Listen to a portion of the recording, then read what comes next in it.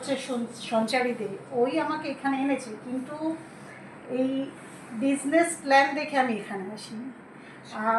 First of all হচ্ছে আমি নিজে একজন kidney failure patient, dialysis patient.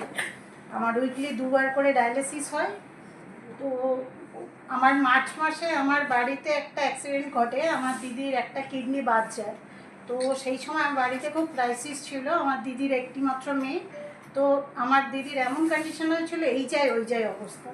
সেই মতো মার্চ মাসে ও যখন এই গড়িয়াটে প্ল্যানটা দেখে ও বাড়িতে গিয়ে ওই ওআরপি ড্রপটা আর পিএইচ ব্যালেন্সটা টেস্ট করেছিল বাড়িতে গিয়ে, যেহেতু প্রোডাক্টটা নিয়ে গিয়েছিল। এবার আমাকে বলেছিল, যেহেতু আমি ওর দিদি হই, মামাতো দিদি হই, তো বলেছিল দিদি তুমি তো একবার কিডনি পেশেন্ট, ডায়ালিসিস হয়, তুমি তোমাদের তো ডায়ালিসিস আরও ওয়াটার দিয়েই হয়, তো সেই ক্ষেত্রে অ্যালকালাইন ওয়াটার এটার নাম অমৃত জল, তুমি একটু খেয়ে দেখতে পারো।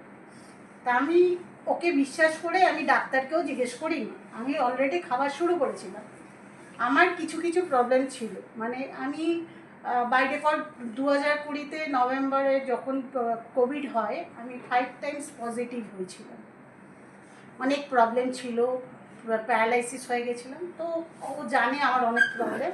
তো সেটা খাওয়ার পরে দিন 7 পর থেকে আমার যে কিছু প্রবলেমগুলো কাটতে থাকে। পায়ে ক্র্যাম্পস, চলতে পারতাম না, আগে আমি বাইক চালাতাম, সেগুলো আস্তে আস্তে আবার স্টার্ট করতে পারি।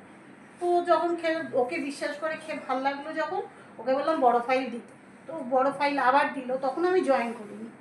এবার আমি তারপরে জয়েন করার পরে আমাদের ডায়ালিসিস ইউনিটে আমি 3-4 জনকে দিয়েছিলাম।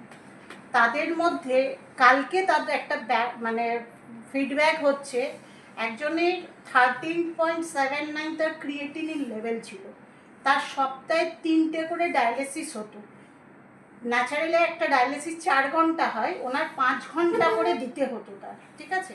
তো ডায়ালিসিসে অনেক প্রবলেম হয়, তার আজকে 1.5 মাস আমার কাছ থেকে জলটা খাচ্ছে, মানে আমি তাকে স্যাম্পেল দিয়েছিলাম, বড় ফাইল দিয়েছিলাম, সেই 1.5 মাস আমার থেকে বড় ফাইল নিয়ে খাচ্ছে। তার কালকে রেজাল্ট হচ্ছে 5.29 ক্রিয়েটিনিন। ডক্টর আমাদের নেফ্রোলজিস্ট তাকে বলেছে মানে সপ্তাহে 2টো ডায়ালিসিস দিলেই তার হবে, এবং তার হিমোগ্লোবিন লেভেল ছিল 5.6, তার এখন 9.9 হিমোগ্লোবিন লেভেল। অটোমেটিক্যালি সে কালকে আমাকে ফিডব্যাক দিয়েছে এবং সে নেক্সট উইকে আমার কাছে জয়েন করবে। আমি বিজনেসটা পরে বুঝেছি, আমার বিজনেসটার থেকেও আমার এই প্রোডাক্টটা আমার বাড়িতে আমাকে সুস্থ করে রেখেছে, আমি চলাফেরা করতে পারছি, আমি এত পজিটিভলি সবার সঙ্গে মিশতে পারছি, এবং এই পজিটিভ মাইন্ডটার জন্য মানে মানুষ যে কতটা স্যাটিসফ্যাকশান থাকে এটা আমি নিজে বুঝতে পারি।